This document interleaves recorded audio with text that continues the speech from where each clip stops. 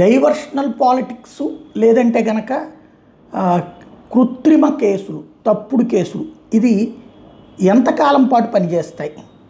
Public మొదట్లో అయితే గనక ఈ ప్రభుత్వం అధికారంలోకి వచ్చే తొలినాళ్లలో వీళ్ళు కొట్టినా, తిట్టినా, దాడులు చేసినా గతంలో వీళ్ళు సఫర్ అయ్యారు కదా అందుకే చేస్తున్నారులే పోనీ అన్నట్టున్నారు. కానీ క్రమంగా ఈ దొంగ కేసులు, దొంగ వార్తలు, దొంగ ప్రచారాలు, లైక్ సింగయ్యని చంపేశాడు జగన్మోహన్ రెడ్డి, కోర్టు కొట్టింది. ఆ లడ్డూ కేసుకు సంబంధించి కోర్టు మందలించినటువంటి పరిస్థితి ఉంది. అట్లాగే కొన్ని కేసుల్లో కోర్టులు తీసుకోవడానికి కూడా నిరాకరించేటటువంటి పరిస్థితి వచ్చింది. అయినా సరే తప్పుడు కేసులు పెట్టడం అన్నటువంటిది మా హక్కు అన్నటువంటిది.